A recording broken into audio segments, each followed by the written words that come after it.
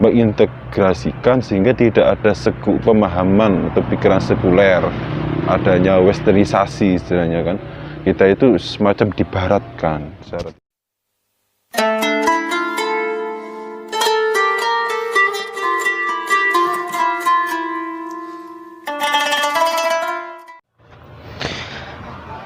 Assalamualaikum warahmatullahi wabarakatuh. Kita kembali untuk kelanjutan atau khazanah pembahasan tentang ilmu pengetahuan ini. Saya melanjutkan lagi pada pemahaman atas islamisasi ilmu pengetahuan.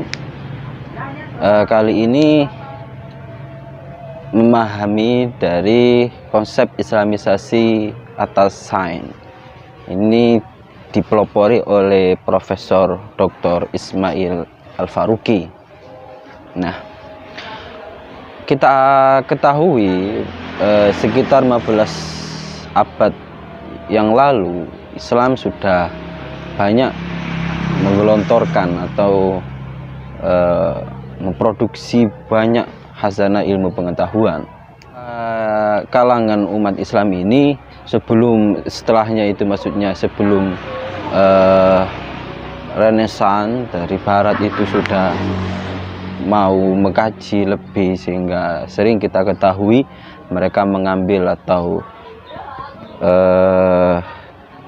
teks-teks yang dimiliki oleh umat Islam, para pemikir Islam terdahulu, Islam lebih awal, lebih mendahului.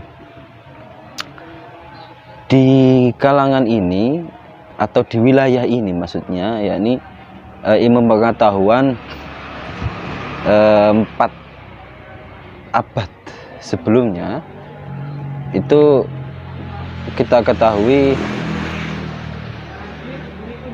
mulai ada para pemikir dari Barat, sehingga mereka menjadi kaum orientalis, mencoba untuk bisa mengkritisi atau melihat dari khazanah ilmu Islam dengan gambaran-gambaran logiknya, pemikiran-pemikiran mereka. Setelah itu, pada pemahaman ini perlu adanya untuk mengetahui dan bisa melanjutkan. Ada gambaran dari umat Islam ini semacam Islam ini ada konotasi kemunduran, konotasi yang itu menimbulkan tidak bisa menjawab, apalagi pada era sekarang, yakni era 4.0, era yang melihat teknologi sudah cepat. Salah satu gambaran untuk ini adalah adanya gebrakan baru. Ada gebrakan baru dalam artian dari Prof. Ismail Al-Faruqi ini, kesadaran atas stagnan, dalam artian penafsiran atau pemaknaan atas wahyu Al-Quran ini belum mampu untuk bisa menjawab, istilahnya begitu. Terlepas dari itu, perlu adanya gambaran atau potret baru, sehingga ada pemikiran para tokoh Islam pembaharu perlu untuk tahu bagaimana ayat Al-Quran yang semisal dalam surat Al-Kahfi, Ashabul Kahfi, mempunyai cerita, mempunyai historis tentang makna apa di dalam arti metaforis di surat atau di cerita Ashabul Kahfi, sehingga koin yang dipakai untuk pembeli itu sudah tidak berlaku. Bagaimana kontekstualisasinya, sehingga makna itu loh apa gitu, sehingga tidak hanya pada pemahaman atas pemahaman klasik, dalam artian kalau ada pembagian ada klasik dan kontemporer, ada pemahaman dari para ulama yang terdahulu tidak mengartikan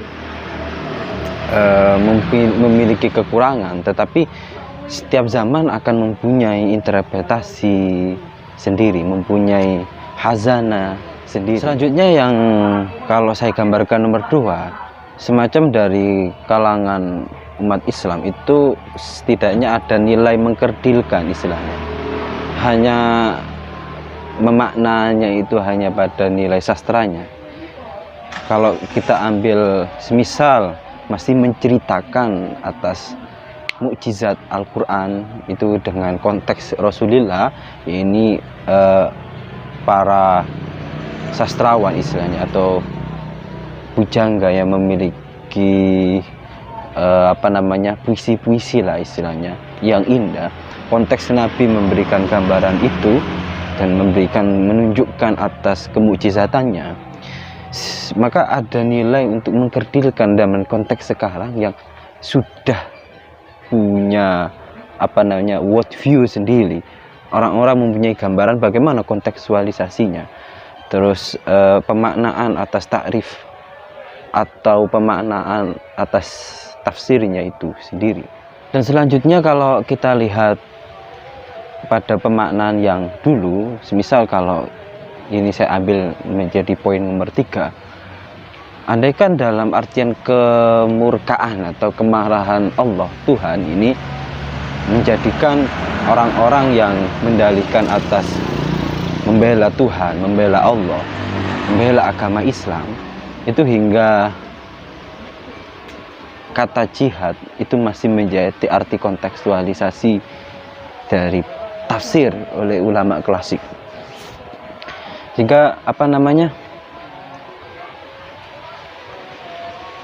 tidak adanya pemaknaan baru, istilahnya begitu, menjadi gambaran Islam yang mempunyai arti salama, menginginkan kedamaian yang hakiki untuk seluruh umat manusia. Akan tetapi dari para penafsir artinya atau para pemikir yang masih dalam nilai stagnan mengatakan tetap pada wilayah itu tetap harus perang dengan musuh Allah, yaitu ya orang-orang kafir itu. Ini kan menjadi suatu masalah, menjadi suatu PR yang besar. Sehingga arti formalitas atas Islam itu harusnya dilanjutkan. Artinya juga segala lini, segala hal itu ada nuansa Islam, ada nuansa makna atas bagaimana Allah, bagaimana Al-Quran dan Al-Hadis membahasnya. Artinya tidak lepas dengan itu bahwasanya keilmuan Islam dalam artian bagaimana kita arti iman itu menjadi core, kalau lucunya dari core of the core-nya, intinya inti, menjadi pusat atas dasar atau menjadi akar awal. Nah, selanjutnya adalah bagaimana para pemikir Islam, para umat Islam yang mempunyai kapabilitas untuk bisa melanjutkan adalah mengkontekstualisasi atas makna, sembari itu juga tetap melihat dari hazana intelektual klasik yang bisa membantu. Nah, di sini dari Prof. Ismail Al-Faruqi, beliau mencoba untuk bisa membahasakan dengan islamisasi atas sains dan teknologi. Selanjutnya dari konsep atas islamisasi ilmu pengetahuan secara umum, di sini Islam menjadi prinsip, menjadi core yang nanti menjadi inti atas bagaimana sains ini tidak lepas, sehingga menimbulkan kontradiksi, menimbulkan sesuatu yang ambigu, menimbulkan sesuatu yang tidak ada nilai atas maksud Islam itu sendiri.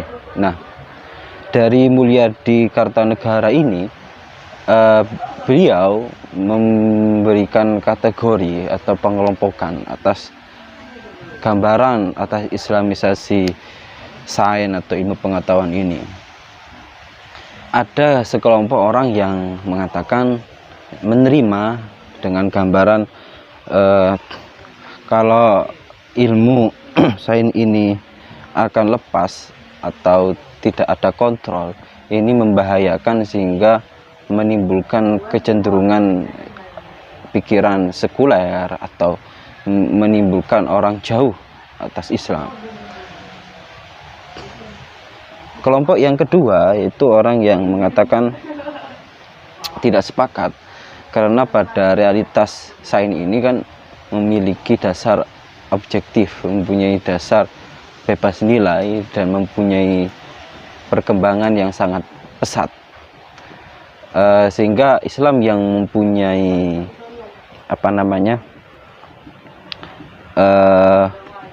nilai sendiri atau mempunyai prinsip atas iman itu mengganggu sehingga menimbulkan stagnan.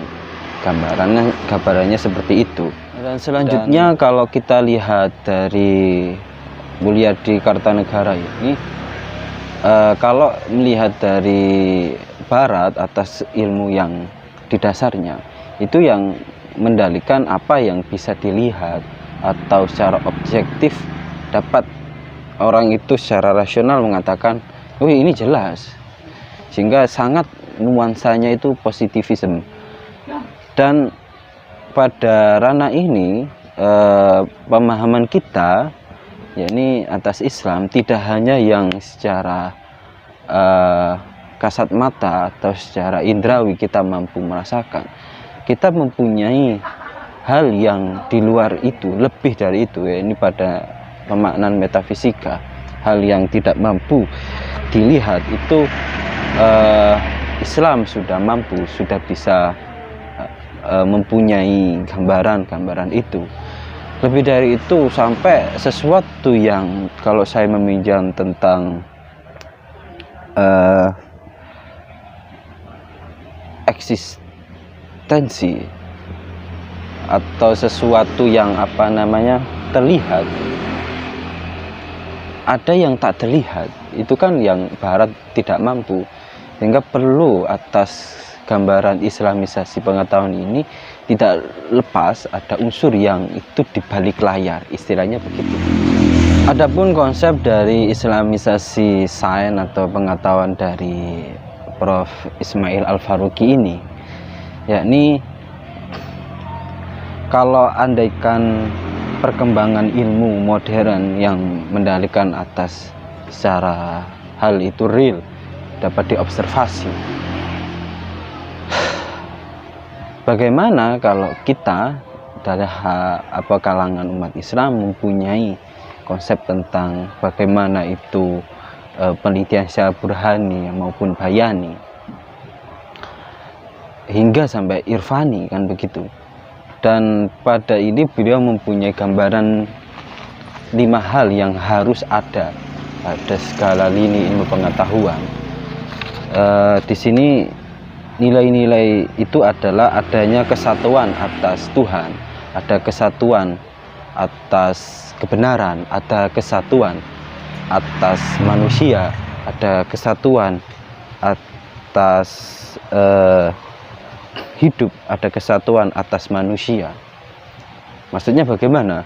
Kalau kita ketahui bila kesatuan pada nilai Tuhan adalah, atau secara teologinya, ini tidak hanya pada sumber yang larinya itu real dari akal budi, tetapi ada hal yang pencipta. Kalau kita katakan ada khalik, maka pastinya ada makhluk, ada sesuatu entitas. Tidak mungkin ada sesuatu yang mempunyai inti, dasar atau mula, atau namanya kalau kita ketahui hukum kausalitas, adanya sebab musabab, kan seperti itu.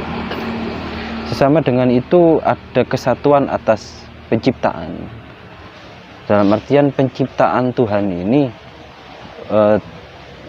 tidak lepas atas unsur iman, sehingga kita ketahui kalau Qur'annya lillahi ma fis samawati wa ma fil ard, atau sabbahalillahi ma fis samawati ma fil ard. Ini kan semua atas alam yang ada.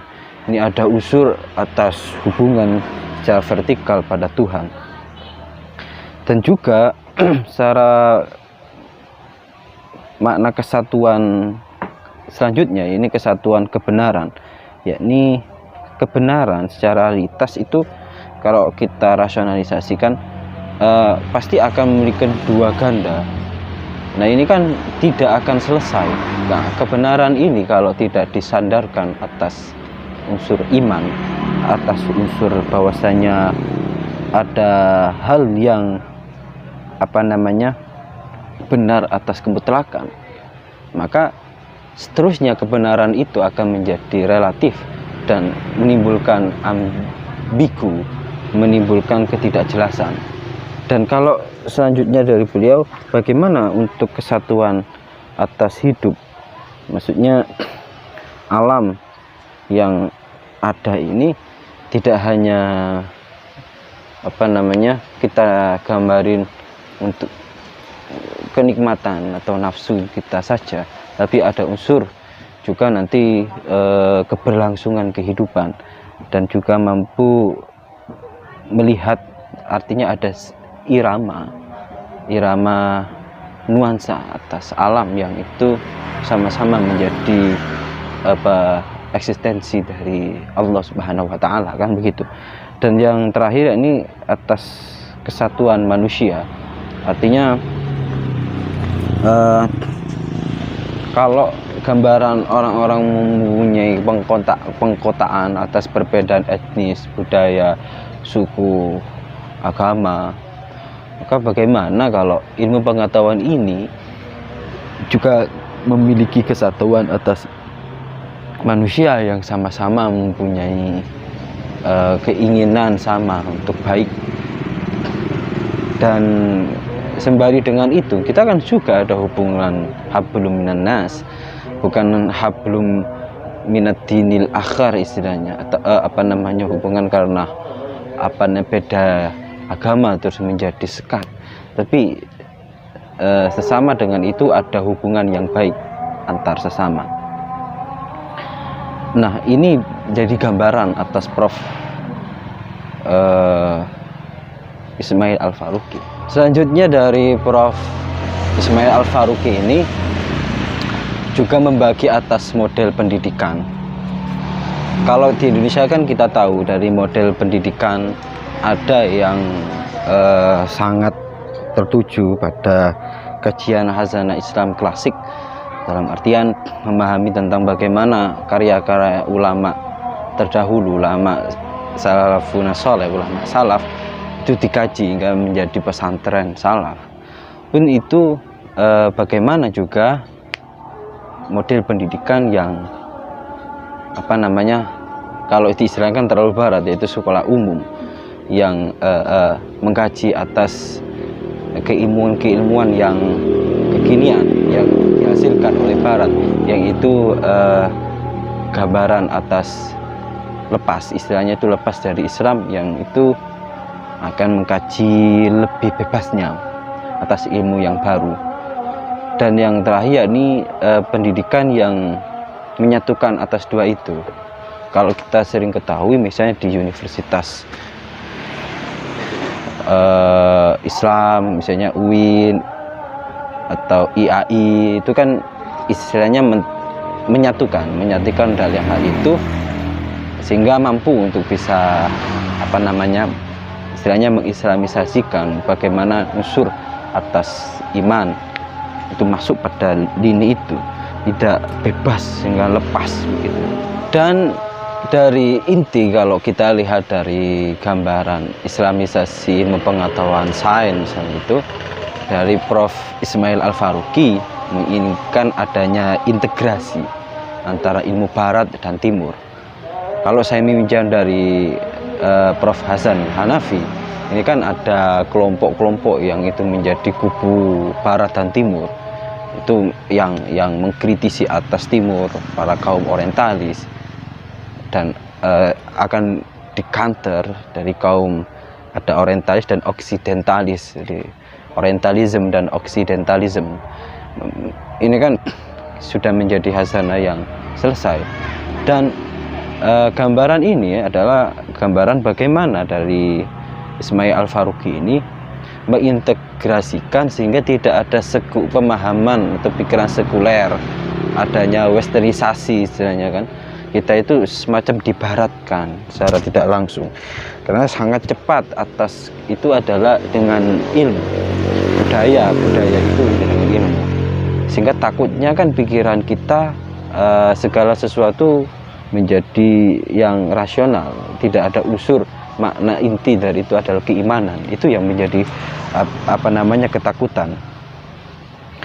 Dan realitas yang ada dalam ilmu ini nanti oleh beliau bagaimana digariskan terus menjadi satu inti, yaitu tauhid atas keesaan Allah, atas bagaimana eksistensi atau nilai dari ilmu itu tidak hanya pada rasionalitas manusia, tapi juga ada unsur hati yang mengimbangi, sehingga ada